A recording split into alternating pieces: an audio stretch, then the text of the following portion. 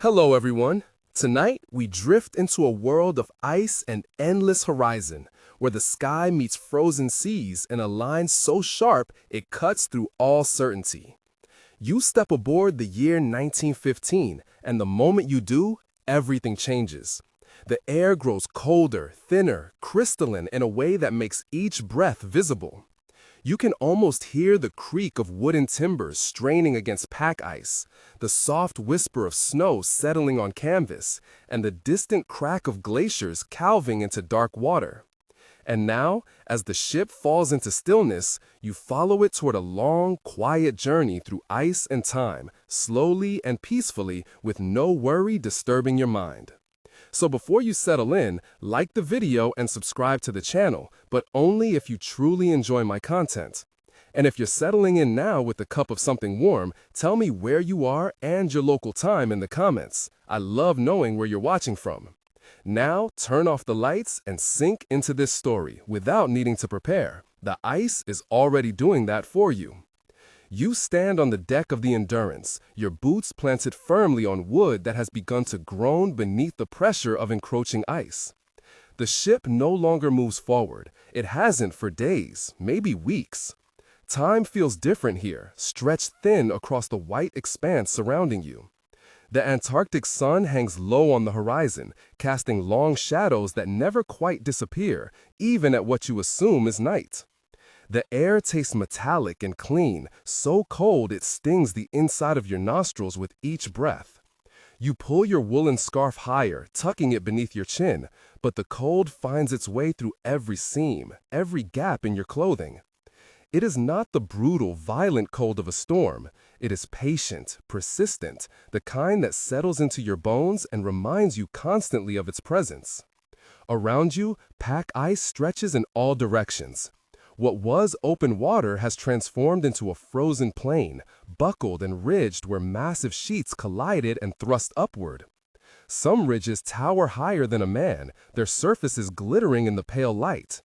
Others lie flat and smooth, deceptively solid, hiding thin spots where the ice might give way beneath unwary feet. The Endurance sits trapped, her hull squeezed by ice that refuses to release its grip. Historical records tell us that Shackleton's ship became beset in the Weddell Sea ice in January 1915, held fast for months as the pack drifted slowly northward. You feel that captivity now, standing on a deck that will not sail, watching a horizon that offers no escape. The crew moves about their duties with practiced efficiency. Men check rigging that no longer needs checking, coil ropes that will not be used for sailing, measure ice thickness around the hull as though the numbers might reveal some hidden solution. Their movements are You watch a sailor named Tom Wild secure a barrel that has worked loose from its lashings. He ties the knot with meticulous care, testing it twice before moving on. His breath forms small clouds that dissipate quickly in the dry air. When he notices you watching, he offers a small nod, his expression neutral but not unfriendly. Words feel unnecessary in this place where sound carries too far across the ice. The ship's carpenter, Harry McNish, inspects the hull from outside, walking carefully along the ice pressed against the wooden planks. He taps the wood with a small hammer, listening for changes in tone that might indicate stress or damage. You hear the soft tap, tap, tap echoing across the frozen expanse, a gentle percussion that marks time in this timeless place. Inside the ship, the warmth is relative. The crew quarters hold heat better than the deck, but even here, frost forms along the walls where breath and body heat meet frigid air. You descend the narrow ladder, feeling the temperature rise perhaps 10 degrees, enough to make your fingers tingle as circulation returns. The main cabin smells of tobacco, wet wool, and seal oil burning in the lamps. A small stove radiates heat from the center of the space, its metal sides glowing faintly red. Men gather around it in a loose circle, some sitting on bunks, others standing, all drawn to warmth like moths to flame. Shackleton sits at a small table, reviewing charts that no longer serve their original purpose. The routes marked on them assume open water, flowing currents, winds that fill sails. None of that exists anymore. Yet he studies them anyway, perhaps looking for patterns in ice movement, perhaps simply maintaining the habit of planning. His face remains calm, thoughtful, showing none of the anxiety that must press against his chest like the ice presses against his ship. You notice how the crew watches him, stealing glances when they think he won't notice. His composure anchors them. Accounts from the expedition note that Shackleton's leadership during the months of entrapment kept spirits remarkably high. You witness that effect now, seeing how his quiet confidence spreads through the cabin like warmth from the stove. A man you recognize as Frank Worsley, the captain, sits nearby, sketching in a journal. His drawings capture the ice formations visible through the porthole, their strange shapes and impossible geometries. He works with quick, sure strokes, occasionally pausing to sharpen his pencil with a small knife. The scratching of pencil on paper provides a soothing rhythm. Someone begins humming a tune, low and melodic. Another man picks it up, adding harmony. Soon half the cabin hums together, creating a sound that fills the space with something warmer than heat. The melody is simple, almost childlike, but in this frozen world, it carries weight and meaning. You close your eyes and let the sound wash over you. You, feeling your shoulders drop, your breathing slow. Outside, the ice continues its slow work. You don't see it, but you feel it through the subtle vibrations that travel through the ship's frame. A groan here, a creak there, the wooden hull flexing as pressure builds and releases. These sounds become the ship's voice, speaking a language of strain and endurance. The light through the porthole shifts as the sun makes its shallow arc across the sky. Shadows lengthen, then shorten, then lengthen again. Day and night blur together in this place where the sun never fully sets during summer months. Men sleep when exhaustion takes them, wake when restlessness stirs them, their internal clocks confused by the perpetual twilight. You step back onto the deck as something resembling evening settles over the ice. The temperature drops further, the air so cold it seems to crystallize around you. Your eyelashes frost within moments. You blink slowly, feeling the ice crack and reform with each movement. The ice field has changed subtly while you were below. New ridges have formed where the pack buckled under its own pressure. A lead of open water that existed yesterday has closed, the ice flowing together like slow-moving liquid. The Antarctic shows you its power not through violence, but through patient, inexorable force. A group of dogs tethered near the bow huddle together for warmth, their breath creating a cloud of vapor above them. These sled dogs were brought for the planned transcontinental journey, a journey that now seems like a memory from another life. They watch you with intelligent eyes, conserving energy, waiting for purpose. The cook, Charles Green, emerges from the galley carrying a pot of hot stew. The smell cuts through the cold air, making your stomach tighten with sudden hunger. He ladles portions into tin bowls, handing them to crew members who gather like communicants at an altar. The stew is simple, mostly seal meat and tinned vegetables, but here it tastes like the finest meal you've ever eaten. You accept your portion and find a sheltered spot near the wheelhouse, spooning the warm food slowly, letting each bite thaw you from the inside. Around you, men eat in companionable silence, too cold for unnecessary conversation, too grateful for food to waste time on words. As you finish your meal, you notice Shackleton standing at the rail, looking out across the ice. He stands completely still, a figure carved from the same frozen elements that surround him. You wonder what he sees when he looks at that endless white expanse. Threat? Challenge? Simply the reality that must be faced? The ship settles for the night, though night here means only a slight dimming of the perpetual light. You return below, finding your bunk among the crowded quarters. The mattress is thin, the blankets insufficient, but exhaustion makes luxury of even these modest comforts. You close your eyes and listen to the sounds of 30 men trying to sleep in a wooden ship held fast by ice. Snores and sighs, the creak of bunks, the whisper of pages turning as someone reads by lamplight. And beneath it all, always, the ice speaking its ancient language of pressure and cold. Sleep comes slowly, gently, like snow accumulating on a windowsill. Your breathing deepens, your thoughts drift. The cold recedes to a distant awareness. And somewhere in the space between waking and sleeping, you feel the ship rock ever so slightly, a phantom memory of the ocean that once carried you here. You wake to the smell of coffee and the sound of the ship's bell marking the change of watch. The cabin remains dim, lit only by a few oil lamps turned low. Men stir in their bunks, groaning softly as cold air finds the warm spaces under their blankets. No one moves quickly here. Every action must be deliberate, conserving energy for the day ahead.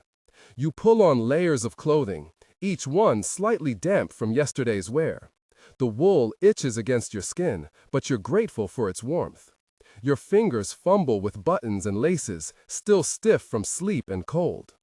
Around you, men perform the same morning ritual, a slow dance of preparation that has become second nature. On deck, the world greets you in shades of white and gray. The ice looks different this morning, its surface marked by fresh snowfall during the night. The sun, such as it is, casts pale light that makes everything feel washed out, dreamlike. You can barely distinguish where ice ends and sky begins. The crew has already begun their daily tasks. Some men shovel snow away from the deck, clearing paths between important areas of the ship. Others check the ice around the hull, measuring its thickness with long poles marked in feet and inches. The measurements go into a logbook, creating a record that might someday help others understand what happened here. Frank Wild organizes a team to hunt for seals.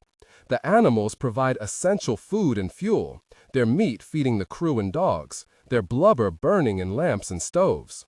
You watch the hunting party gather their equipment, checking rifles, sharpening knives, preparing sledges. They move with quiet efficiency, speaking only when necessary. Historical accounts mention that seal hunting became a crucial survival skill for Shackleton's men. You see that reality now as the hunters set out across the ice, their figures growing smaller against the vast white plain. They walk with measured steps, testing the ice ahead, aware that a misstep could plunge them into water cold enough to kill in minutes. You spend the morning helping to organize supplies.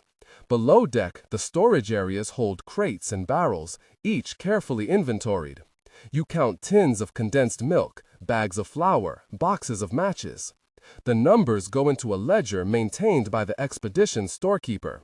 He works with meticulous precision, understanding that accurate records might mean the difference between survival and starvation if circumstances worsen.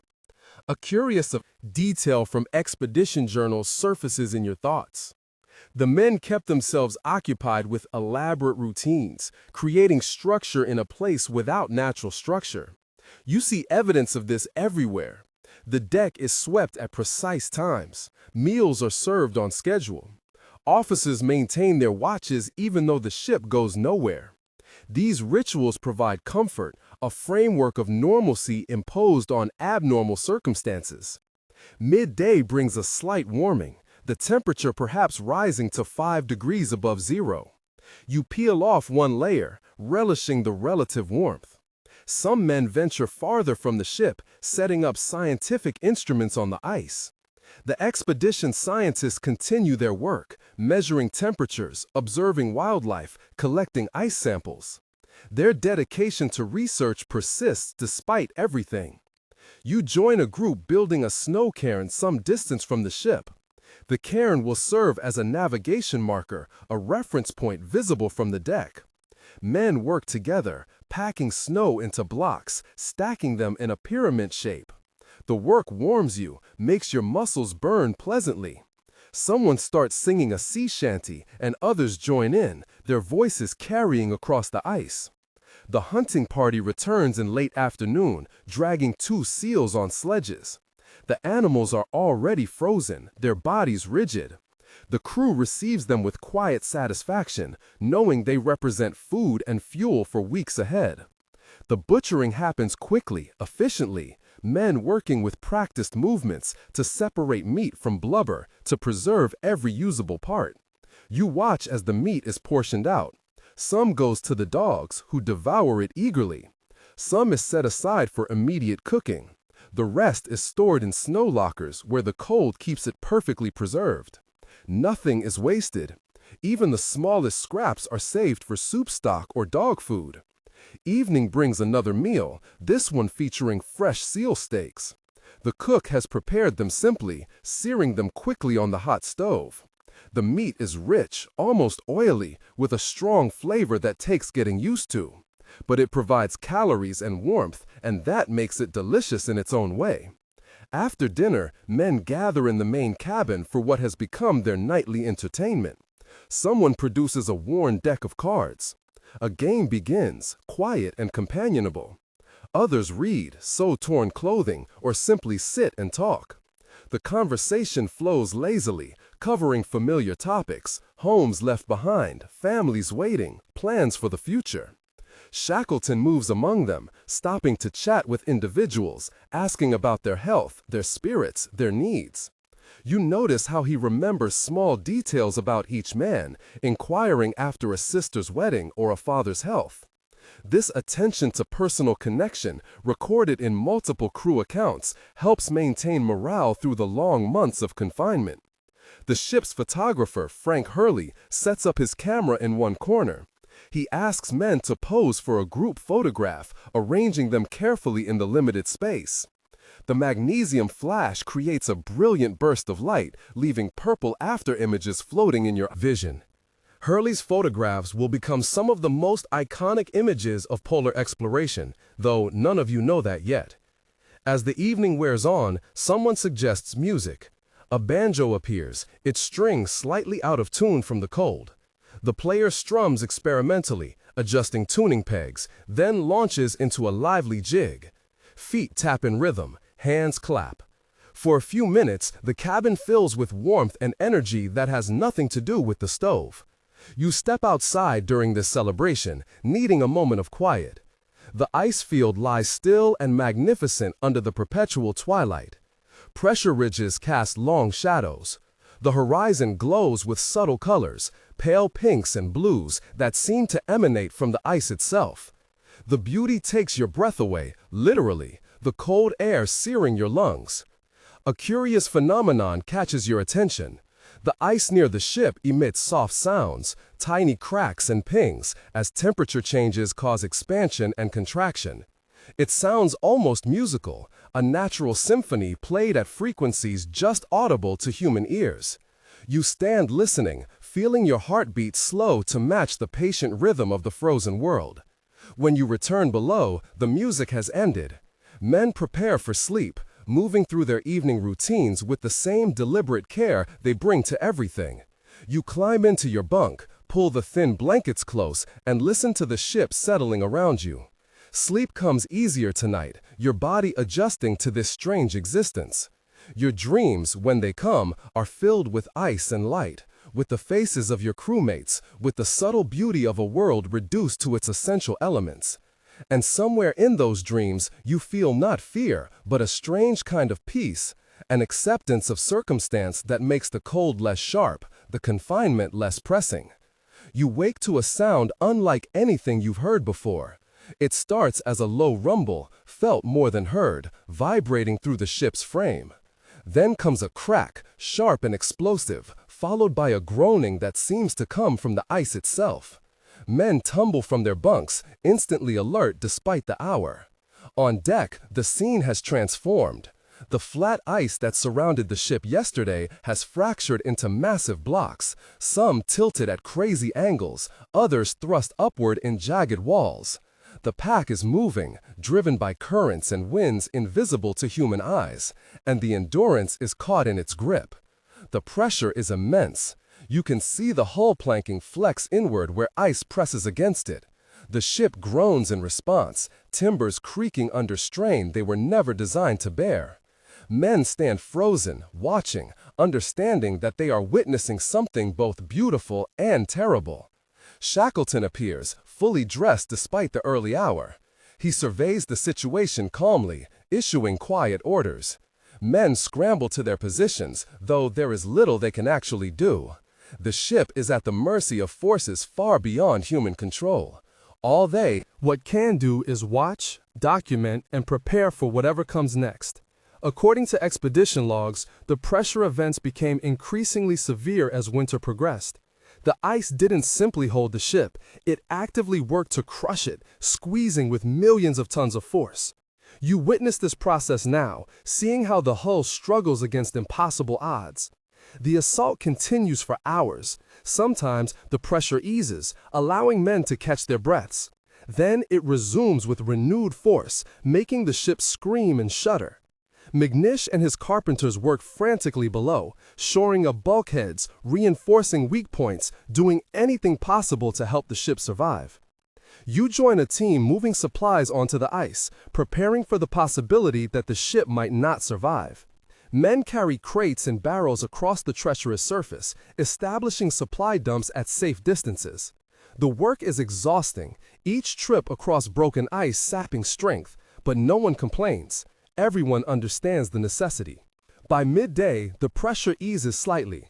The ice field has shifted into a new configuration, temporarily stable. The Endurance still floats, though she has taken damage. Water seeps into the hold where planking has separated. The pumps are started, their rhythmic clanking adding to the ship's symphony of sounds. The crew gathers for a quick meal, more from morale than hunger. Green serves hot soup, and men eat standing up, ready to move at any moment. The conversation is subdued, everyone processing what they've witnessed. The ice is no longer just their prison, it has become an active threat. Shackleton addresses the crew, his voice calm and measured. He speaks honestly about the danger they face, but emphasizes that they have survived this attack and will survive future ones. He reminds them of their training, their competence, their unity as a team. His words aren't meant to sugarcoat reality, but to frame it in terms they can manage. The afternoon brings a curious calm. The ice lies still, as if exhausted by its own violence. Men return to their routines, though with heightened awareness. The scientists resume their observations. The hunters venture out again. Life continues because it must. You spend time with the dogs, who seem unsettled by the morning's events. They press close, seeking reassurance. You stroke their thick fur, feeling the warmth of their bodies, the rapid beat of their hearts. These animals, bred for harsh conditions, understand on some instinctive level the danger surrounding them. A small detail recorded in crew diaries surfaces in your mind. Some men kept journals throughout the ordeal, documenting not just events, but their internal experiences. You imagine them now, scattered throughout the ship, putting pen to paper, trying to capture in words something that exceeds language. Evening brings another pressure event, though less severe than the mornings. The ship groans and flexes, ice presses and releases. You're almost getting used to it, though used to isn't quite right. You're learning to live with constant low-level fear, to function despite it, to find moments of peace in the gaps between danger. That night, sleep is difficult for everyone. Men lie in their bunks listening to every sound, interpreting each creak and groan. Some talk quietly, finding comfort in voices. Others pray, turning to faith when human resources seem insufficient. You do both, whispering to the man in the next bunk, offering a silent prayer to forces you hope might be listening. But eventually, exhaustion wins. Your eyes grow heavy despite your mind's protests. The ship's sounds become almost lullaby-like in their familiarity. And somewhere in the early hours, you drift into sleep, dreaming of solid ground and warm sunshine, of places where the earth stays still and home stays safe. You sit now, back on solid ground, though your body still remembers the ice. The story of the Endurance has been told. Every man survived. Against impossible odds, through unimaginable hardship, 28 souls made it home. Let yourself absorb this truth. Picture Shackleton's words written later. Not a life lost, and we have been through hell. Feel the weight of that accomplishment. The quiet triumph of survival through unity, leadership, and sheer human determination. Let your breathing slow now, deep and steady, like the patient rhythm of ice forming on still water, like the gentle cadence of waves against the distant shore. The frozen seas recede, the cold releases its grip. You're warm now, safe, surrounded by comfort. Let every muscle soften, release your shoulders, unclench your jaw. Allow your hands to rest open and relaxed. Picture the Antarctic sky, vast and beautiful, stars wheeling overhead in patterns that sailors once navigated by. Let that image fill your mind, peaceful and still. Your journey through the ice has ended, but the lessons remain. Endurance, unity, calm in crisis. These truths settle gently into your heart as you drift toward sleep. Let go now. Release the day. Release every thought. Float gently on the currents of rest, carry toward dreams as peaceful as morning light on new snow. The story is complete. The crew is safe. And you, dear listener, can rest easy in the stillness within. Sweet dreams.